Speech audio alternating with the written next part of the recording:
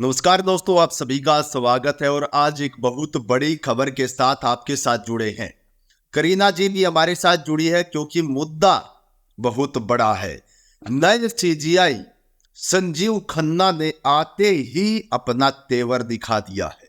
मैं आपको पूरी खबर भी बताऊंगा, करीना जी से भी वार्तालाप करेंगे इसके बारे में। लेकिन उससे पहले मैं आपको बताना चाहता हूं साथियों, क्या जिन जिन बड़े फैसलों पर सीजीआई डीवाई चंद्रचूड़ की मोहर नहीं लगी, क्या उन पर मोहर लगना जो नए सीजीआई बने हैं संजीव खन्ना, उनकी किस्मत में था। आपको बताएंगे किन बड़े फैसलों पर मोहर आई और किस तरीके से आते ही नए सीजीआई संजीव खन्ना ने अपने तेवर दिखा दिए हैं। इस वीडियो में खुलकर आज हम बातचीत करने वाले हैं।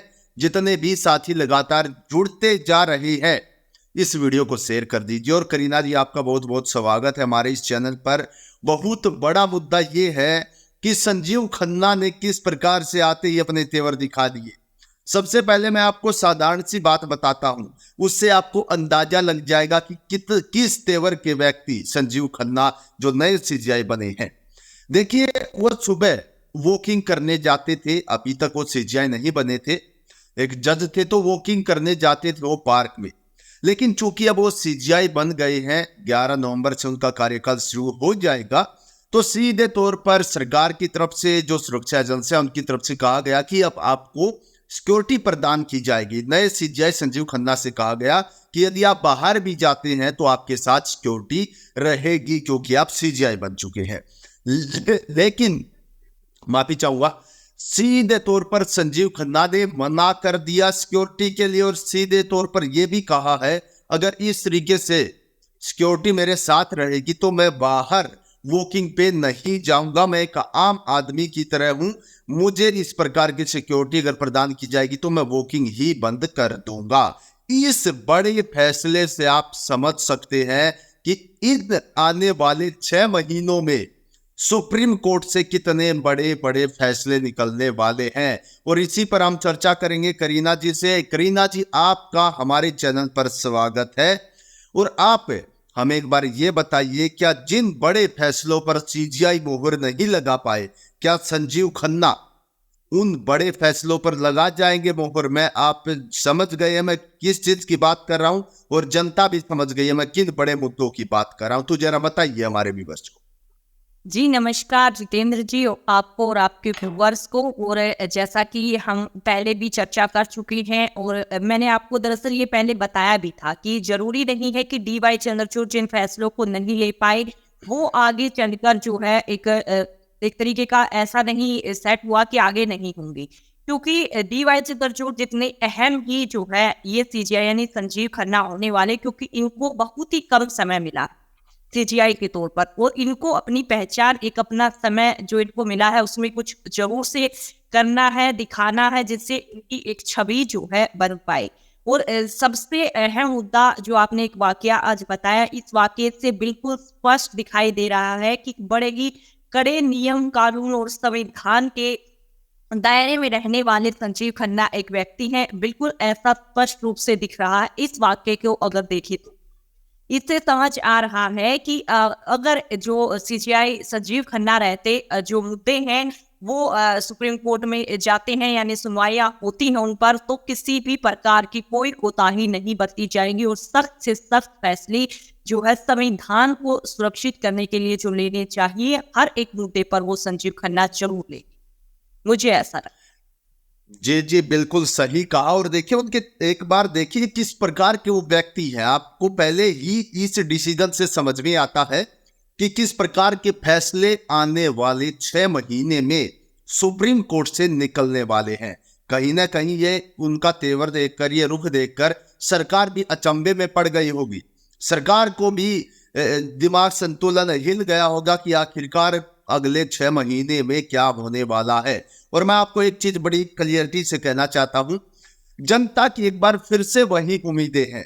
कुछ बड़े फैसलों पर मोहर लगे, चाहे वो मशीन का फैसला है, ताकि ये लोकतंत्र का जो गला घोटने का काम किया जा रहा है ये नहीं हो, या बार बार हर एक चुनाव के बाद इस प्रकार के आरोप प्रत्यारोप ना चले, बार बार सुप्रीम कोर्ट मुद्दे जाते हैं, इनका कोई समाधान निकल सके। और दूसरी जो लोगों की बहुत अहम मांग है, विपक्ष की भी मांग है कि जो चुनाव आयोग है, चुनाव आयोग के ऊपर भी कोई बड़ा फैसला होना चाहिए, बड़ा डिसीजन होना चाहिए कि उनके ऊपर भी कोई बैठा है, और अगर चुनाव आयोग गलत कर रहा है तो उसकी जांच करवाने के लिए भी कोई होना चाहिए, जांच करने के लिए भी होना चाहिए। जिस प्रकार से आप देख लीजिए बड़े नेता है, उनके लिए ईडी सीबीआई जैसी बड़ी एजेंसियां उनके घर पर पहुंच जाती है, तो कहीं ना कहीं अगर कुछ संस्थाएं भी गलत काम कर रही है तो उनके ऊपर भी कुछ ऐसे नियम कानून या उनके ऊपर भी कोई ऐसा होना चाहिए जो उनकी